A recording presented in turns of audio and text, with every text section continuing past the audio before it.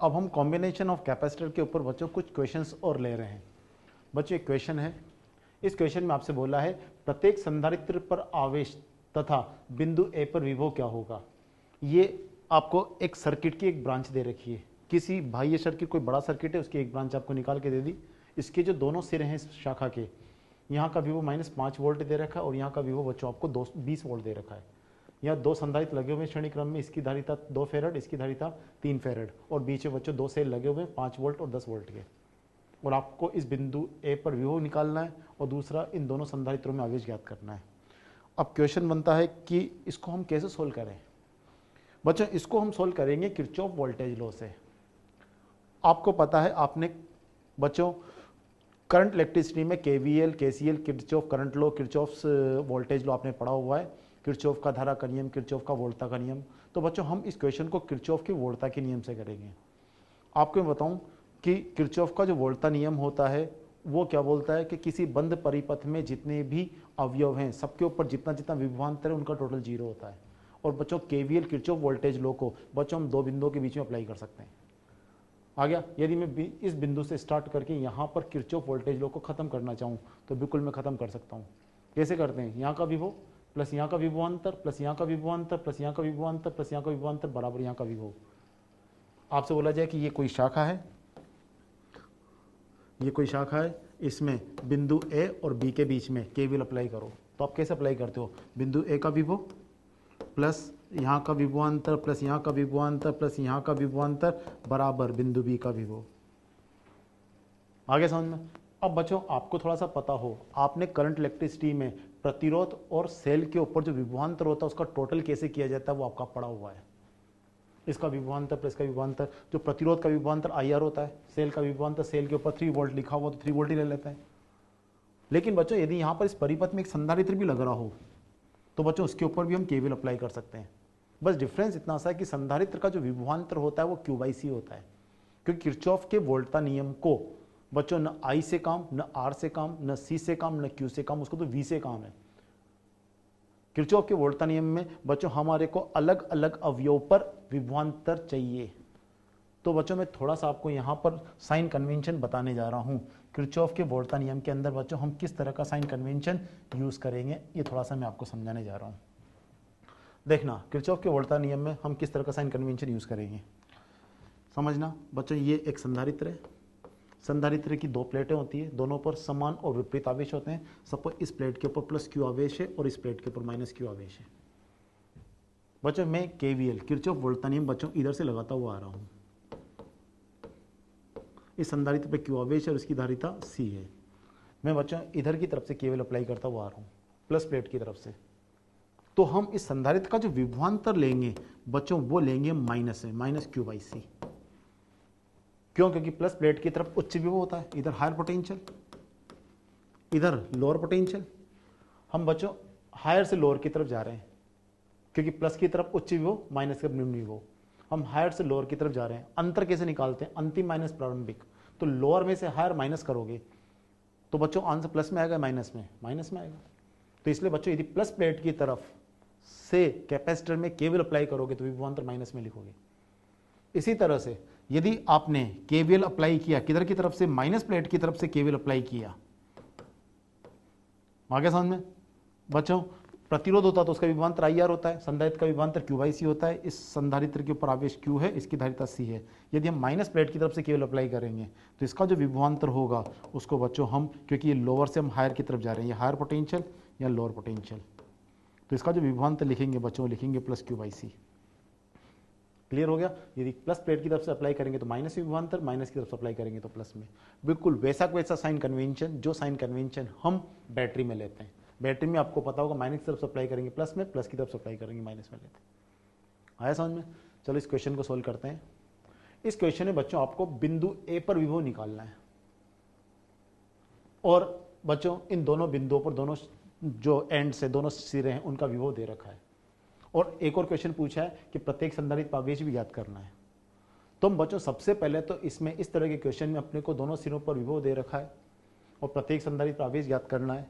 चलो ये बताओ इस शाखा में जितने भी अवयव हैं सब कौन से क्रम में, आंसर होगी श्रेणी क्रम में, सारे के सारे अवयव श्रेणी क्रम में। और बच्चों हम जानते हैं श्रेणी क्रम में आवेश समान आता है, तो इसका मतलब इस संधारित्र पे यदि मैं Q आवेश लेता हूं तो इस पर भी Q आवेश आएगा, तो श्रेणी क्रम में आवेश समान, तो इस पे Q आवेश आएगा तो इस पे भी Q, क्योंकि एक ही शाखा है और श्रेणी क्रम में बच्चों आवेश समान होता है। अब इसमें भी देखना कि बच्चों यहाँ का विभव -5 है और यहाँ का विभव +20 है, तो इसका तो उच्च विभव पे ये है ना, यानी कि ये वाला सिरा हायर पोटेंशियल पर है और ये वाला सिरा लोअर पोटेंशियल पर है। बच्चों जिधर हायर पोटेंशियल होगा उधर प्लस होगा, तो इसका मतलब इस संधारित्र की बताओ प्लस प्लेट कौन सी होगी, ये हायर पोटेंशियल है तो ये प्लस प्लेट होगी, ये प्लस ये माइनस ये प्लस ये माइनस, बस 1 by 1 प्लस माइनस चलता जाएगा। तो इसका मतलब इस प्लेट पे प्लस Q आवेश, इस प्लेट पे -Q, इस पे प्लस Q, इस पे -Q, बीच में तो ये सेल आ गया ना, ये आया समझ में। अब बच्चों हमारे को ये Q कैलकुलेट करना है। अब Q कैसे कैलकुलेट करें, अरे बहुत सिंपल सा काम, हम क्या करें, इन दोनों सिरों को हमने XY नाम दे दिया। हमें बच्चों X बिंदु पर विभव पता है, हमें बच्चों Y बिंदु पर विभव पता है, तो हम क्या करें, X से Y तक केवीएल अप्लाई कर लें। तो हम किरचॉफ वोल्टेज लॉ अप्लाई करें X से Y तक। कैसे अप्लाई करेंगे, बिंदु X का विभव लिख दें, प्लस इसका विभवांतर, प्लस इसका विभवांतर, प्लस का विभवांतर, प्लस का विभवांतर बराबर Y बिंदु का विभव। तो X का विभव भी पता है, Y का भी पता है। संधारित्र का विभवांतर मैं Q/C लिखूंगा, इसका भी Q/C लिखूंगा, तो बच्चों उस पूरी समीकरण में एक ही अननोन रह जाएगा Q, और Q को हम कैलकुलेट कर लेंगे। करें स्टार्ट। तो बच्चों मुझे Q कैलकुलेट करना है, ये पूरा समझ में आ गया होगा।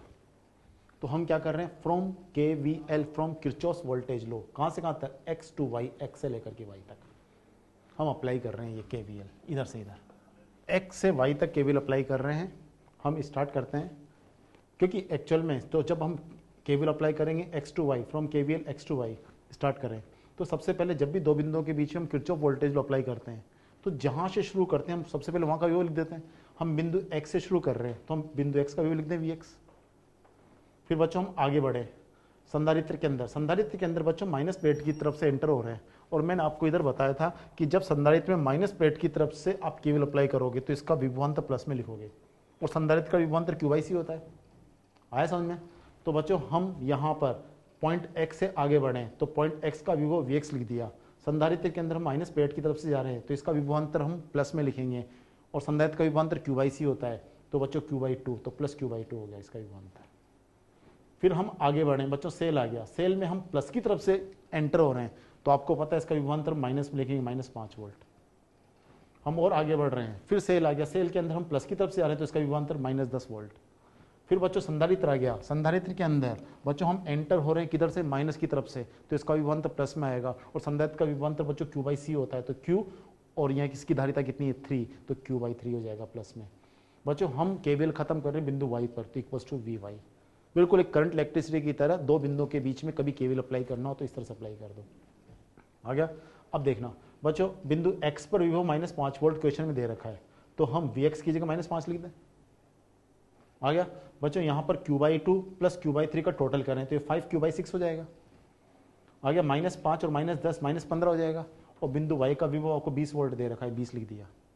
आ गया, तो बच्चों -5 और -15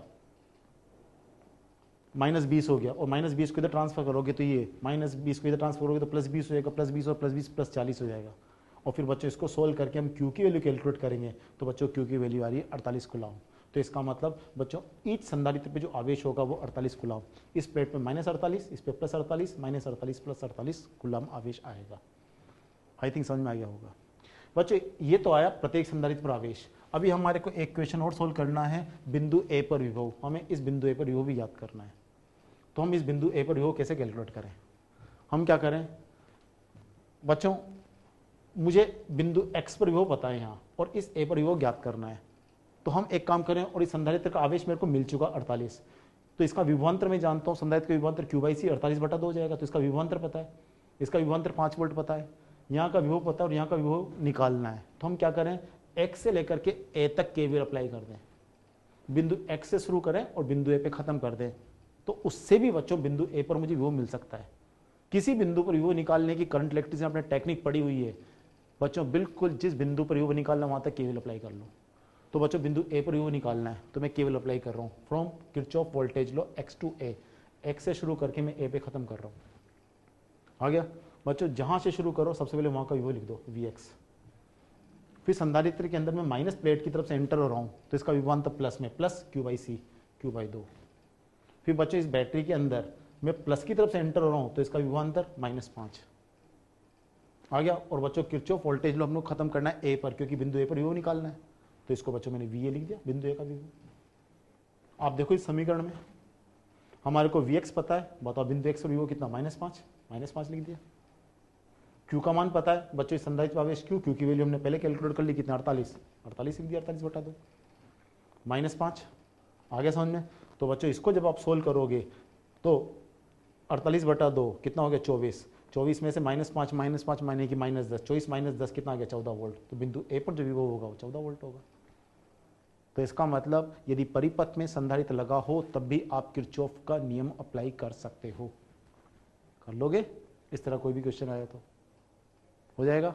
आगे बढ़ते हैं बच्चों, हम कॉम्बिनेशन ऑफ कैपेसिटर के ऊपर बेस्ड बच्चों एक क्वेश्चन और ले रहे हैं। क्वेश्चन ये है कि यहाँ पर 3 शाखाएं दे रखी हैं बच्चों, इन तीनों शाखाओं के बाहरी बिंदुओं पर विभव दे रखा है। इस बिंदु पे विभव 20 वोल्ट है, इस बिंदु पे 5 वोल्ट विभव है और यहाँ अर्थिंग कर रखी है। अर्थिंग करने का मतलब बच्चों आप जानते हो यहाँ का विभव 0 है, यहाँ का विभव आपको 0 दे रखा है, यहाँ का विभव आपको 0 दे रखा है। आया समझ में? यानी कि हम ये क्वेश्चन ले रहे हैं, ये एक आपको एक सर्किट दे रखा है, बिंदु ए पर विभव ज्ञात करना है। 3 शाखाएं बच्चों, इस वाली शाखा में एक संधारित्र 2 फेरेड वाला 10 वोल्ट वाला सेल और यहाँ 20 वोल्ट विभव है। यहाँ 1 फेरेड धारिता 5 वोल्ट सेल है, यहाँ का विभव 5 वोल्ट आपको दे रखा है। 2 फेरेड धारिता यहाँ अर्थिंग कर रखी है और आपसे बोला है बिंदु ए पर विभव ज्ञात करो, ये कंडीशन, और आपको इस बिंदु ए पर विभव ज्ञात करना है।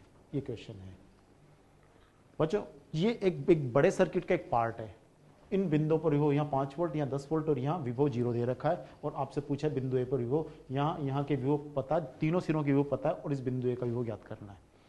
अब क्वेश्चन बनता है कि इसको कैसे सोल्व करें बच्चों। हम इसको सोल्व करने की जो टेक्निक है वो समझते जाना।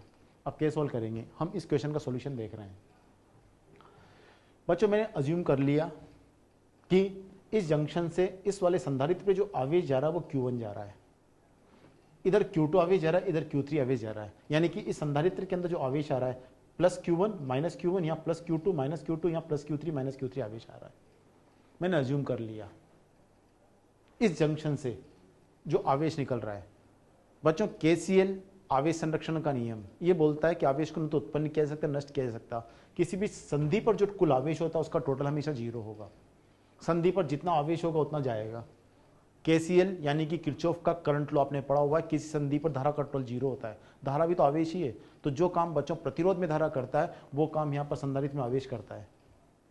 तो बच्चों इस तरह के क्वेश्चन में हम क्या करेंगे कि जो संधि है हमने मान लिया उस संधि से इधर की तरफ Q1 आवेश जा रहा है, यानी कि संधारित्र के ऊपर आवेश +Q1 -Q1 है, इस पे +Q2 -Q2 है, इस पे +Q3 -Q3 आवेश है। तो इन संधि पर बच्चों हमने Q1 Q2 Q3 3 आवेश कंसिडर कर लिए। आगे समझ में? अब बच्चों KCL क्या बोलता है कि हम बात करें from Kirchhoff's current law, from Kirchhoff's current law KCL ये बोलता है कि किसी भी जंक्शन पर जो कुल आवेश होगा या कुल धारा होगी उसका टोटल 0 होगा। प्रतिरोध होते तो यहाँ धारा होती और संधारित्र तो आवेश। तो बच्चों इस संधि से Q1 Q2 Q3 आवेश जा रहा है, तो बच्चों इस आवेश का जो टोटल होगा बच्चों वो Q1 + Q2 + Q3 आवेश संरक्षण के नियम से बच्चों 0 के इक्वल होगा। इस संधि पर कुल आवेश 0 के इक्वल होगा। आया समझ में? अब बच्चों मैं यहाँ पर Q1 Q2 Q3 की वैल्यू को बिल्कुल इस संधि पे कुल आवेश Q1 + Q2 + Q3 0 के इक्वल होगा। यहाँ मैं Q1 Q2 Q3 की वैल्यू उठा के पुट कर दूँ। आया समझ में? बच्चों हम जानते हैं कि जो Q1 होगा वो C1 × पोटेंशियल डिफरेंस बच्चों इस पूरी ब्रांच का, इस पूरी ब्रांच के अंदर एक ही कैपेसिटर लगा हुआ है, तो बच्चों इस पूरी ब्रांच के पोटेंशियल डिफरेंस को हम मल्टीप्लाई कर दें C से तो Q1 का माना जाएगा। आ गया? तो हम बच्चों सबसे पहले बात करते हैं Q1 की। ये Q1 ये वाला इस संधारित्र के ऊपर आवेश है, तो हम Q1 की वैल्यू कैलकुलेट करें तो बच्चों होगा C1V। तो बताओ इस ब्रांच की जो धारिता है वो तो 2 फेरेड है और इस संधारित्र का जो विभवांतर है यहाँ का विभव V है और यहाँ का विभव 0 है। जहाँ अर्थिंग की होती है वहाँ का विभव 0 होता है। तो बच्चों यहाँ का विभव V और यहाँ का विभव 0, तो बताओ इसका विभवांतर कितना आ जाएगा V - 0। तो Q1 को बच्चों में C1V लिख सकता हूँ, तो C1 की वैल्यू तो बच्चों होगी 2 और विभवांतर हो गया V - 0, ये V - 0, तो बच्चों Q1 तो आ गया। इसी तरह से बच्चों हम Q2 की बात करें। अब Q2 में एक प्रॉब्लम है कि बिंदु ए का विवो तो मैंने वी अज्यूम कर रखा है, ये मुझे ज्ञात करना है। यहाँ का विवो 20 दे रखा है, लेकिन बीच में सेल भी लगा हुआ है। बच्चों यदि किसी शाखा में यदि कोई सेल बीच में एक विभवांतर भी हो और इस पूरी शाखा का यदि आपको विभवांतर ज्ञात करना है तो बच्चों ये किरचॉफ वोल्टा नियम से ज्ञात कर सकते हैं। कैसे? मैं आपसे बोलूँ इस शाखा का कुल विभवांतर बताओ। यहाँ का विभव कितना है? v। बच्चों हम आगे बढ़े, सेल आ गया, क्योंकि इस संधारित्र की तो हम धारिता लेंगे q = CV, तो हमको इस ब्रांच का विभवांतर चाहिए। ये करंट इलेक्ट्रिसिटी में भी किया होगा आपने, नोडल पॉइंट मेथड जिसको बोलते हैं। तो बच्चों इस शाखा का विभवांतर लिखना है तो v, इस सेल के अंदर माइनस से एंटर हो रहे हैं तो +10, और यहाँ पे हमको केवल खत्म करना है तो -20, बिल्कुल आपको सर ने बताया होगा।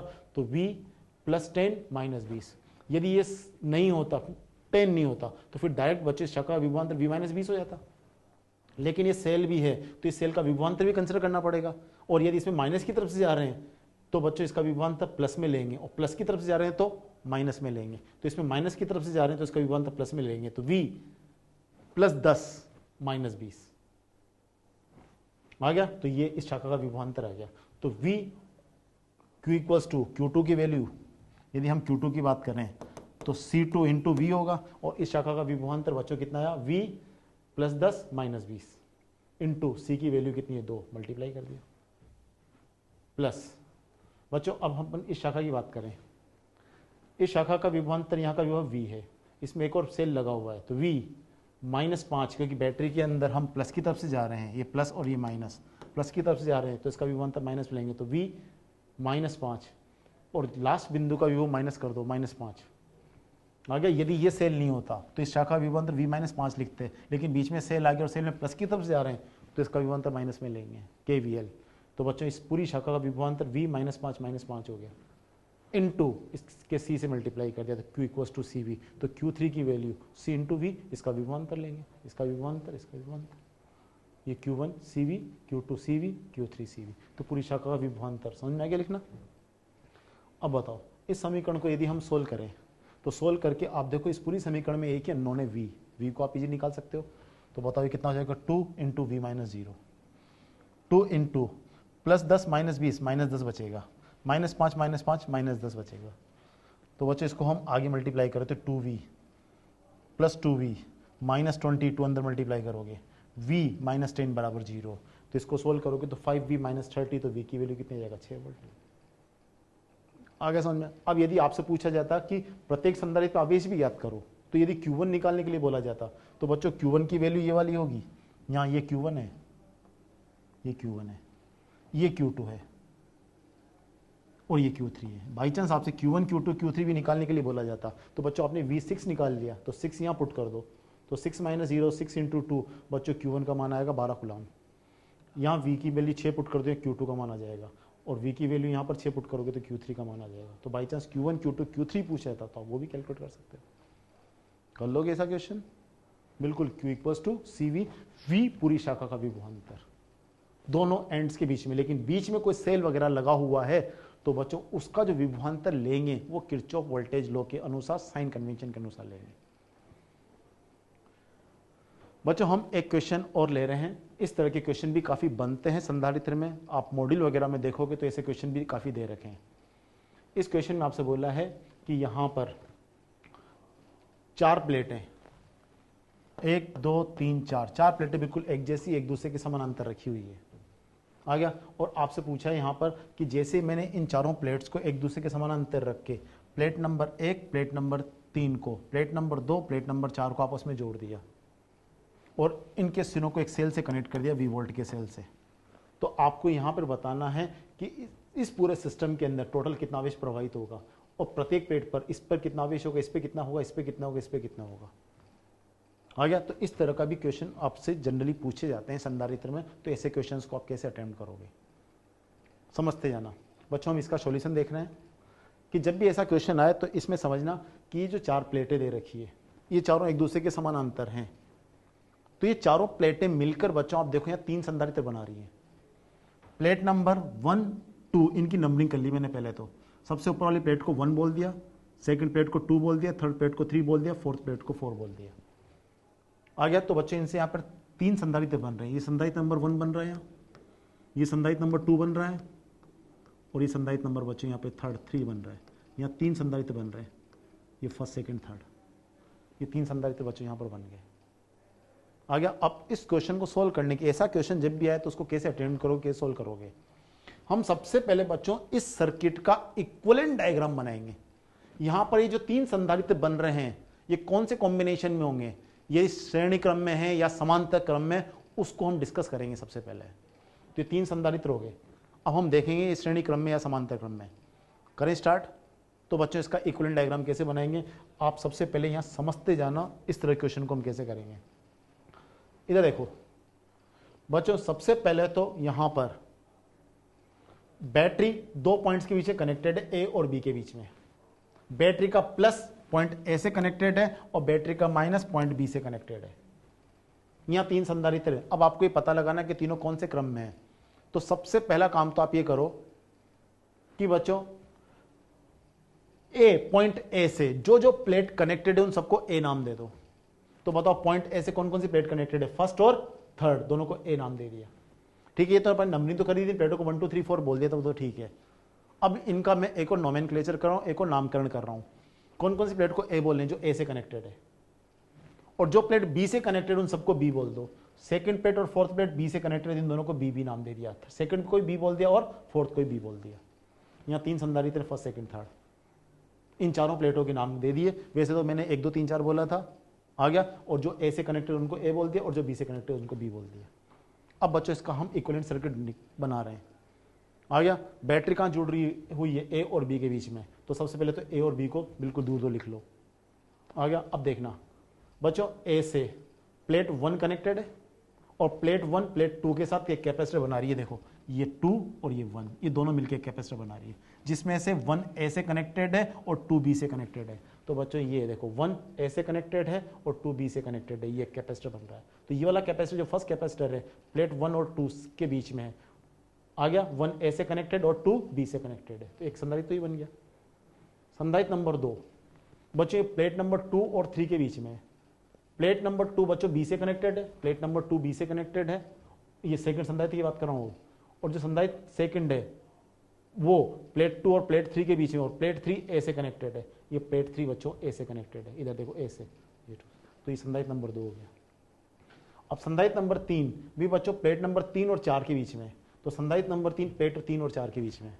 इसमें बच्चों आप देखो प्लेट नंबर 3 ए से कनेक्टेड है और प्लेट नंबर 4 बी से कनेक्टेड है, आगे समझ में। तो बच्चों ये तीनों के तीनों संधारित्र आप देखो कि जो संधारित्र नंबर 1 है वो भी ए बी के बीच में, संधारित्र नंबर 2 भी बच्चों ए और बी के बीच में, और संधारित्र नंबर 3 भी ए और बी के बीच में। तो इसका मतलब तीनों संधारित्र बच्चों ए और बी के बीच में, इसका मतलब तीनों के तीनों संधारित्र बच्चों समांतर क्रम में। क्वेश्चन में पूछा जाता कि इस निकाय की परिणामी धारिता बताओ, तो तीनों संधारित्र समांतर क्रम में, इनकी धारिता में सी सी सी मान लूं, तो आंसर दोगे परिणामी धारिता बच्चों 3C होगी। तो कभी ये क्वेश्चन आ जाए कि कुछ प्लेटों को समानांतर में रख के उनको एकांतर क्रम से, यानी कि 1 3 5 को तो बच्चों बैटरी के प्लस से जोड़ दिया, 2 4 6 को बैटरी के माइनस से जोड़ दिया, तो याद रखना ये जितने भी संधारित्र यहां बनेंगे सब कौन से क्रम में होंगे, समानांतर क्रम में होंगे।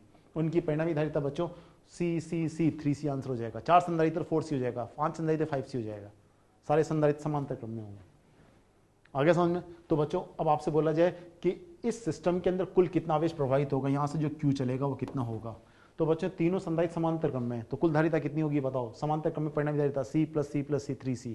कुल विभवांतर कितना है V, तो कुल आवेश, तो कुल प्रवाहित आवेश बच्चों Q इक्वल टू CV होता है। तो C का मान तो बच्चों 3C हो गया और विभवांतर V हो गया।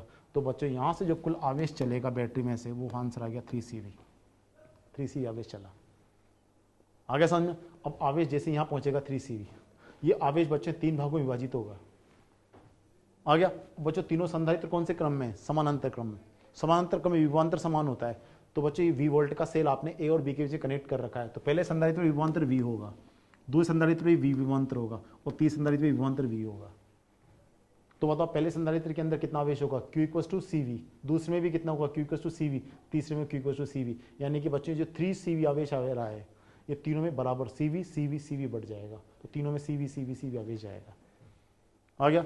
बच्चों यहाँ पर ये बैटरी के प्लस की तरफ से जुड़ रही है प्लेट 1, तो इस पे आएगा प्लस आवेश, इस पे माइनस, इस पे प्लस, इस पे माइनस, इस पे प्लस, इस पे माइनस, आ गया समझ में। तो अब आपको बताना है अब प्रत्येक प्लेट पर आवेश, तो बच्चों सबसे पहले देखना प्लेट नंबर 1 पर आवेश, यहाँ प्लेट नंबर 1 एक ही है और इस पे आवेश कितना रहा है CV, तो plate number on first plate पे आवेश बच्चों CV रहेगा।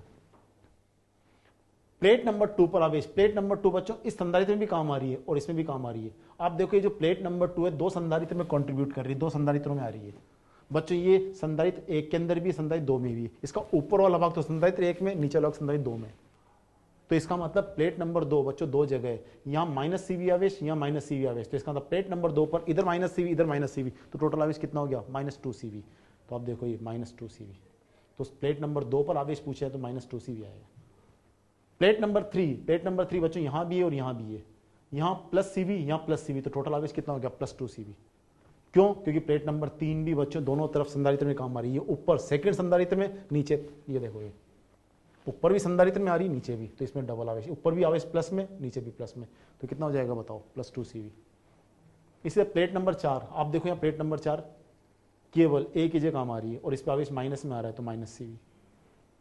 क्लियर हो गया? तो बच्चों इन चारों प्लेटों के ऊपर जो आवेश होगा, फर्स्ट पे इतना, सेकंड पे इतना, थर्ड पे इतना, फोर्थ पे इतना। तो इस तरह कोई भी क्वेश्चन आगे कर सकते हो बच्चों। इसका इक्विवेलेंट डायग्राम बनाना मैं आपको एक टेक्निक और बता रहा हूँ। यहाँ तो बच्चों प्लेट 1 और 3 को और 2 और 4 को, प्लेट 1 और 3 को तो बच्चों बैटरी के प्लस से जोड़ा था, 2 और 4 को बैटरी के माइनस से जोड़ा था। तो यहाँ पर बच्चों कनेक्शन चेंज करते हैं, ऐसा नहीं कि 4 प्लेटें समानांतर है तो हमेशा आंसर ये आएगा। आ गया? आपसे बोला था परिणामी धारिता बच्चों तीनों संधारित्र यहाँ पर समानांतर क्रम में, लेकिन कभी कभी क्वेश्चन इस तरह से बन जाता है कि ये चारों प्लेटें एक दूसरे के समानांतर हैं, ये चारों प्लेटें एक दूसरे के समानांतर हैं। यहाँ पर समझना, अगेन 3 संधारित्र बन रहे हैं, संधारित्र नंबर 1, यहाँ पर 3 संधारित्र बन रहे हैं, संधारित्र नंबर 1 2 3। लेकिन बच्चों मैंने बैटरी के प्लस से फर्स्ट प्लेट और फोर्थ प्लेट को कनेक्ट किया है और बैटरी की माइनस से ओनली थर्ड प्लेट को कनेक्ट किया है। फर्स्ट और फोर्थ को तो बैटरी के प्लस से और थर्ड प्लेट को बैटरी के माइनस में, जबकि यहाँ पर फर्स्ट और थर्ड को प्लस से जोड़ा था और सेकंड और फोर्थ को माइनस से, जबकि यहाँ माइनस से ओनली थर्ड प्लेट को जोड़ा है। अगेन आपसे बोला जाए कि इसकी परिणामी धारिता क्या निकालो, इसकी आपसे बोला जाए कि परिणामी धारिता कैलकुलेट करो, इस निकाय की सिंपली आपसे पूछा जाए कि परिणामी धारिता याद करो। तो अब इसकी परिणामी धारिता कैसे निकालेंगे समझना बच्चों। यहाँ पर बैटरी कहाँ जुड़ी हुई है, ए और बी के बीच में, तो मैंने ए और बी 2 पॉइंट ले लिए। इन प्लेटों की बच्चों नंबरिंग कर ली, जो जो प्लेट ए से जुड़ी उन सबको ए नाम दे दिया। ये ए से जुड़ रही है, ये ए से जुड़ रही है, जैसे हमने यहाँ बोला था ना, जो ए से जुड़ी उनको ए बोला था, जो बी से जुड़ रही है उसको बी बोल दिया। लेकिन बच्चों एक प्लेट ऐसी है जो ए और बी दोनों से जुड़ी हुई नहीं है। यहाँ तो सभी प्लेटें, सारी प्लेटें, ये 2 ए से जुड़ रही थी 2 बी से, लेकिन यहाँ पर 2 ए से जुड़ रही 1 बी से, लेकिन एक प्लेट बची रहेगी, ये वाली प्लेट, ये किसी से जुड़ी हुई नहीं है। तो हम इस प्लेट को बच्चों एक्स नाम दे देंगे। इस प्लेट को मैंने एक्स, ए बी छोड़कर, क्योंकि ये ए से भी नहीं जुड़ रही, बी से भी नहीं जुड़ रही, उसको हम एक्स बोलते हैं। कौन से वाले प्लेट को? प्लेट नंबर 2 को। अब हम इसका इक्विवेलेंट डायग्राम बनाते हैं। बैटरी कहां जुड़ रही है? ए और बी के बीच में, तो कुल धारिता हम ए और बी के बीच में निकालेंगे। ए और बी को दूर दूर लिख लो, आ गया। अब बताओ, सबसे पहले पहला संधारित्र प्लेट 1 और 2 के बीच में, तो प्लेट 1 और 2 के बीच में पहला संधारित्र आ गया। आया समझ में? प्लेट 1 बच्चों ए से जुड़ी हुई है, ए से जोड़ दी प्लेट 1 को,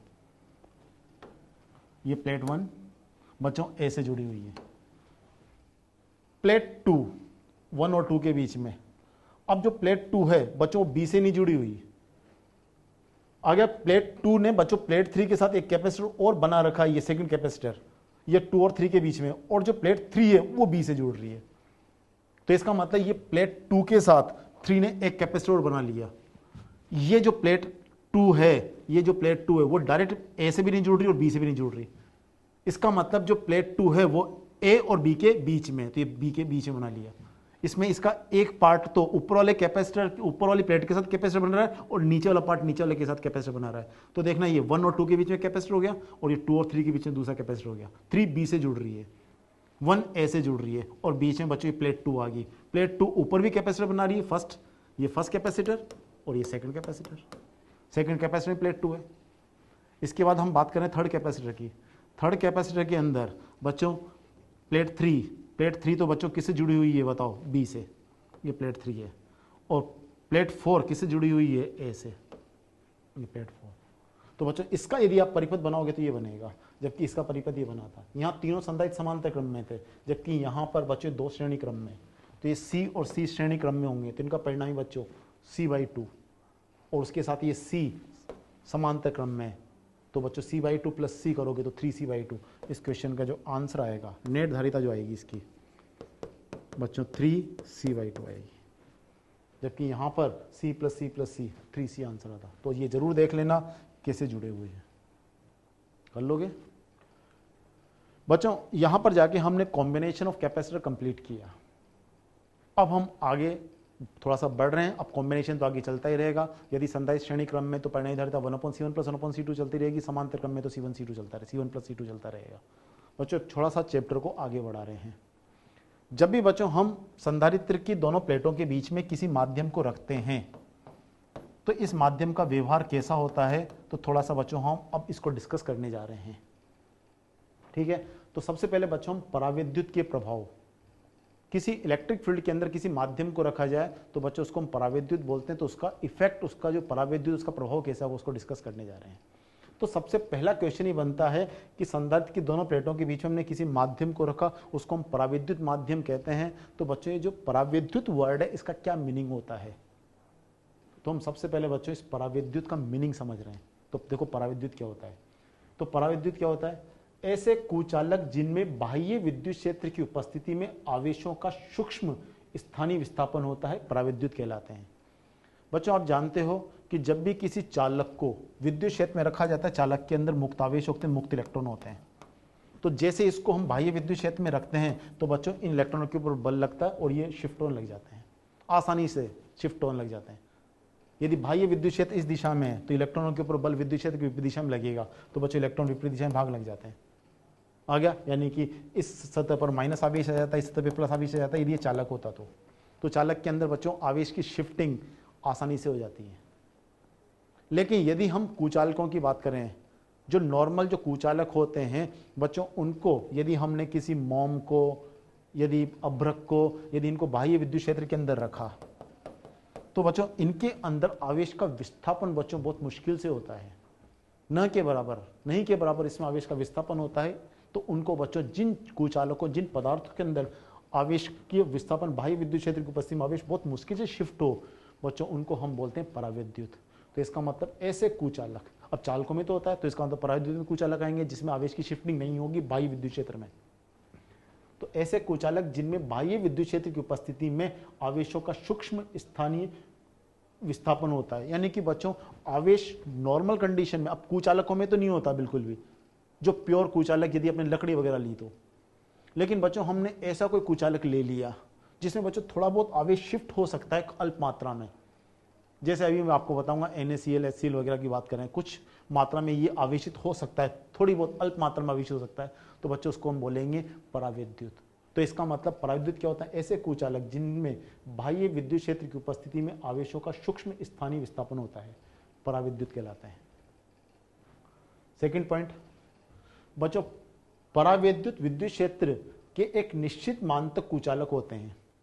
जैसे बच्चों हम क्या करते हैं कि पराविद्युत को, यानी कि ऐसे पदार्थ जिनके अंदर आवेश कुछ मात्रा में शिफ्ट हो सकते हैं, लेकिन ऐसा नहीं है कि उनको बाह्य विद्युत क्षेत्र में रखते ही आवेश बच्चों शिफ्ट हो जाएगा। जब हम कुचालक को बाह्य विद्युत क्षेत्र में रखते हैं और हम इस विद्युत क्षेत्र के मान को धीरे धीरे बढ़ाते हैं, तो शुरू में तो बच्चों इसमें कोई आवेश की शिफ्टिंग नहीं होती, इसमें कोई आवेश प्रेरित नहीं होता, तो ये शुद्ध कुचालक की तरह व्यवहार करते हैं। लेकिन जैसे जैसे हम विद्युत क्षेत्र के मान को बढ़ाते जाते हैं, बाह्य विद्युत क्षेत्र के मान को बढ़ाते हैं, तो बच्चों एक विद्युत क्षेत्र के बाद बच्चों ये चालक की तरह व्यवहार करने लग जाते हैं, इसमें आवेश की शिफ्टिंग शुरू हो जाती है। क्लियर हो गया? तो इसका मतलब क्या रहा, पराविद्युत विद्युत क्षेत्र के एक निश्चित मान तक कुचालक होते हैं। यदि विद्युत क्षेत्र का मान उस निश्चित सीमा से अधिक होता है, एक बहुत ज्यादा विद्युत क्षेत्र, एक लिमिट से ज्यादा विद्युत क्षेत्र बढ़ा दिया, तो ये अपनी कुचालक क्षमता खोने लगते हैं तथा चालन करने लग जाते हैं। आया समझ में? बच्चों ऐसा क्यों होता है, किस लिए होता है, ये बच्चों मैंने आपको पहले लेक्चर में, जो संधारित्र का जो पहला लेक्चर था, उसमें मैंने पराविद्युत क्षमता कुछ बताई थी। मैंने आपसे बोला था कि जब हम किसी चालक को आवेशित करते हैं तो बहुत ज्यादा आवेश दे देते हैं, तो उसके चारों तरफ बच्चों उस आवेश से विद्युत क्षेत्र उत्पन्न होता है, उससे माध्यम का आयनन, माध्यम का भंजन शुरू हो जाता है। उसके बाद बच्चों हम चालक को आवेश दें तो वो उस आवेश के कारण बाह्य माध्यम टूटने लग गया, तो उसके बाद आप कितना ही आवेश दो बच्चों, वो आवेश बाहर लीक होने लग जाता है, उसके बाद हम चालक को आवेशित नहीं कर सकते। आया समझ में?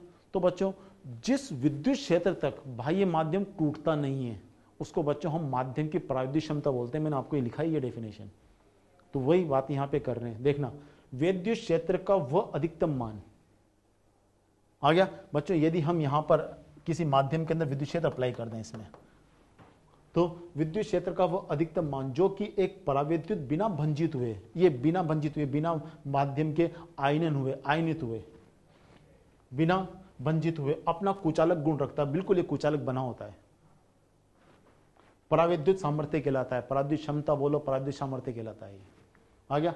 इसकी इकाई वोल्ट पर मीटर, क्योंकि एक विद्युत क्षेत्र है तो इसकी इकाई वोल्ट पर मीटर होगी। और विमा निकालेंगे तो वोल्ट पर मीटर, जो विद्युत क्षेत्र की विमा आप इलेक्ट्रिसिटी में पड़ी हुई है वो इसकी विमा हो जाएगी, M1 L1 T-3 A-1। आगे ये मैंने आपको पराविद्युत क्षमता की, पराविद्युत सामर्थ्य की बिल्कुल परिभाषा बता रखी है। आ गया, यानी कि किसी माध्यम के ऊपर आपने विद्युत क्षेत्र अप्लाई किया तो एक लिमिट से ज़्यादा विद्युत क्षेत्र अप्लाई करोगे तो माध्यम का भंजन शुरू हो जाता है, माध्यम का आयनन शुरू हो जाता है। और यदि विद्युत क्षेत्र का मान आपने कम रखा तब तक माध्यम आयनित नहीं होता। तो जिस वैल्यू तक आयनित नहीं होता बच्चों उसको हम पराविद्युत क्षमता बोलते हैं। क्लियर हो गया बच्चों? हम कुछ और डेफिनेशन ले रहे हैं। ध्रुवीय पराविद्युत बच्चों, जो आपके पराविद्युत हैं दो तरह के होते हैं, ध्रुवीय पराविद्युत और अध्रुवीय पराविद्युत। हम सबसे पहले बात कर रहे हैं पोलराइज्ड डाइलेक्ट्रिक। तो बच्चों इसको बोलते हैं इंग्लिश में पोलराइज्ड डाइलेक्ट्रिक और हिंदी बोलते हैं ध्रुवीय पराविद्युत। तो ध्रुवीय पराविद्युत क्या होते हैं समझते जाना बच्चों। बाह्य विद्युत क्षेत्र की अनुपस्थिति में इन पराविद्युतों के अणुओं की असममित आकृति के कारण धनात्मक तथा ऋणात्मक आवेशों के केंद्र संपाती नहीं होते। बच्चों जैसे हम बात करें NaCl sodium chloride, hydrogen chloride, बच्चों इनकी बात करें तो बच्चों इन अणुओं में ये हाइड्रोजन के ऊपर प्लस आवेश, ये क्लोराइड पे माइनस आवेश। जब भी बच्चों इन अणुओं को देखोगे तो ये अणु बच्चों सममित नहीं होते। इन अणुओं की एक विशेषता होती है कि इन अणुओं के अंदर प्लस आवेश का केंद्र और माइनस आवेश का जो केंद्र होता है वो दोनों सेपरेट होते हैं। क्योंकि प्लस आवेश हाइड्रोजन की तरफ शिफ्टेड होता है, माइनस आवेश बच्चों क्लोराइड की तरफ शिफ्ट होता है। तो इसका मतलब इनका आकार असममित होता है। असममित होने का मतलब बच्चों इनका धन आवेश का केंद्र और ऋण आवेश का केंद्र अलग अलग होता है। जैसे बच्चों द्रव्यमान केंद्र होता है, जिस बिंदु पर किसी वस्तु के सारे द्रव्यमान को हम केंद्रित मान सकें उसको द्रव्यमान केंद्र बोलते हैं। उसी तरह से बच्चों इस अणु के सारे धन आवेश को हम एक बिंदु पर केंद्रित मानना चाहें तो बच्चों वो ये बिंदु, इसके सारे ऋण आवेश को एक बिंदु पर केंद्रित मानना चाहें तो ये बिंदु। बच्चे दोनों के दोनों जो हैं ये अलग अलग जगह पर होंगे। तो इसका मतलब ये असममित होता है, इसका धन और ऋण आवेश बिल्कुल सेपरेट होते हैं। आ गया, यानी कि धन और ऋणात्मक आवेशों के केंद्र संपाती नहीं होते। ये ध्रुवीय पराविद्युत कहलाते हैं। HCl NaCl आ गया। इसके बाद प्रत्येक इनकी जो विशेषता है, इनकी एक और विशेषता देखो, प्रत्येक अणु का स्वयं का एक स्थायी द्विध्रुव आघूर्ण होता है। तो बच्चों आप खुद देखो, आपने इलेक्ट्रोस्टैटिक में द्विध्रुव पढ़ा हुआ है, तो इसका मैं द्विध्रुव आघूर्ण निकालूं, यहां पर ये प्लस क्यू आवेश है, यहाँ माइनस क्यू आवेश है, तो मैं आपसे पूछूं इसका द्विध्रुव आघूर्ण कितना होगा, और इन दोनों आवेशों के बीच में दूरी d है, तो आप बोलो इसका द्विध्रुव आघूर्ण बच्चों q इंटू डी होगा। तो इसका जो द्विध्रुव आघूर्ण होगा, जानते हो आवेश इंटू दोनों आवेशों के बीच विस्थापन। बच्चों यहाँ पर दोनों का प्लस और माइनस का केंद्र अलग अलग है, तो इनका द्विध्रुव आघूर्ण बच्चों शून्य होगा या अशून्य होगा? आंसर होगा अशून्य होगा। इसके बाद ये द्विध्रुव यादृच्छिक अभिविन्यासित होते हैं। प्रत्येक बाह्य विद्युत क्षेत्र की अनुपस्थिति में प्रति इकाई आयतन में औसत द्विध्रुव आघूर्ण शून्य होता है। एक्चुअल में क्या होता है कि ये जो प्रत्येक अणु है, यदि मैंने एक ब्लॉक ले लिया इतना बड़ा, इस ब्लॉक के अंदर बच्चों कई छोटे छोटे अणु हैं, आ गया, उन एक अणु का प्लस आवेश और माइनस आवेश का केंद्र अलग अलग है। जैसे ये ब्लॉक है, इसके अंदर कई सारे ये NaCl के अणु हैं, HCl के अणु हैं, इनका प्लस और माइनस एक दूसरे के से थोड़ा सा भिन्न है। प्लस का केंद्र यहाँ है, इसके माइनस केंद्र इधर है। ये अणु ये कई सारे हैं, आ गया। लेकिन एक्चुअल में यहां पर आपने इसको किसी बाह्य विद्युत क्षेत्र में नहीं रखा, तो इनके द्विध्रुव आघूर्ण की दिशा आपने इलेक्ट्रोस्टैटिक में पढ़ा हुआ है। द्विध्रुव आघूर्ण एक सदिश राशि है और उसकी दिशा बच्चों माइनस आवेश से प्लस आवेश की तरफ होती है। द्विध्रुव आघूर्ण को पी से व्यक्त करता है। तो बच्चों इस ब्लॉक के अंदर कई सारे अणु हैं, इन सबका अपना अपना द्विध्रुव आघूर्ण होगा, लेकिन वो जो द्विध्रुव आघूर्ण होगा उसकी दिशा यादृच्छिक होगी। इस वाले द्विध्रुव आघूर्ण की दिशा माइनस से प्लस इधर होगी, इसकी नीचे होगी, इसकी इधर होगी, इसकी इधर होगी, इसकी इधर होगी। तो बच्चों सबकी यादृच्छिक होगी। तो मैं आपसे पूछूं इस ब्लॉक का कुल द्विध्रुव आघूर्ण कितना होगा? तो बच्चों एक इस दिशा में आ रहा है, एक इस दिशा में आ रहा है, एक इस दिशा में आ रहा है, एक इधर आ रहा है, एक इधर आ रहा है। आपसे बोला जाए कि बच्चों इस ब्लॉक का टोटल द्विध्रुव आघूर्ण ज्ञात करो, तो बच्चों आंसर 0 आएगा। तो बाह्य विद्युत क्षेत्र की उपस्थिति में बच्चों एक इंडिविजुअल अणु का द्विध्रुव आघूर्ण है, लेकिन पूरे ब्लॉक का द्विध्रुव आघूर्ण पूछे तो आंसर 0 दोगे, क्योंकि सबकी दिशा कौन सी? यादृच्छिक है। तो इसकी एकांक आयतन में पूछा जाए, पूरे ब्लॉक में कुल द्विध्रुव आघूर्ण पूछे, आंसर 0 दोगे। क्लियर हो गया? बाह्य विद्युत क्षेत्र की उपस्थिति में ये द्विध्रुव विद्युत क्षेत्र की दिशा में संरेखित होने लगते हैं। अभी तो यादृच्छिक है, लेकिन यदि इसको मैं बाह्य विद्युत क्षेत्र में रख दूं, ई में रख दूं, तो आपने बच्चों पढ़ा हुआ है इलेक्ट्रोस्टैटिक में, किसी द्विध्रुव को बाह्य विद्युत क्षेत्र में रखा, द्विध्रुव को बाह्य विद्युत क्षेत्र में रखा, ये माइनस क्यू प्लस क्यू आवेश, इसका द्विध्रुव आघूर्ण ये पी इधर है, इसको बाह्य विद्युत क्षेत्र में रखा, तो आपने सबने पढ़ा हुआ है कि इसके ऊपर एक बलागुण लगता है। ये बलागुण तब तक लगता है जब तक इस द्विध्रुव का द्विध्रुव आघूर्ण माइनस क्यू प्लस क्यू इस विद्युत क्षेत्र की दिशा में नहीं आ जाए। इस पी की दिशा और ई की दिशा जब तक एक नहीं होगी, जब तक इस पी की और इस ई की दिशा एक नहीं होगी बच्चों, उस कंडीशन तक इसके ऊपर बलागुण लगता है, और फिर यानी कि पी बच्चों इस ई की दिशा में हो जाता है। तो जैसे हम इस ब्लॉक को बाह्य विद्युत क्षेत्र में रखते हैं तो इन सब द्विध्रुवों पर बच्चों बलागुण लगता है और ये सब घूम लगते हैं, और घूम के इन सब की दिशा ई की दिशा में हो जाती है। आया समझ में? यानी कि बच्चों ये डायग्राम बनाए तो हम कुछ ऐसा होने लग जाता है। यहाँ ये सारे द्विध्रुव बिल्कुल ऐसे minus plus minus plus minus plus, ये एक दिशा में लग जाते हैं, एक दिशा। कब? बाह्य विद्युत क्षेत्र की उपस्थिति में ये द्विध्रुव विद्युत क्षेत्र की दिशा में संरेखित होने का प्रयास करते हैं, बिल्कुल ऐसे होने लग जाते हैं इसकी जब बाह्य विद्युत क्षेत्र में रखेंगे तब। आई थिंक समझ में आया?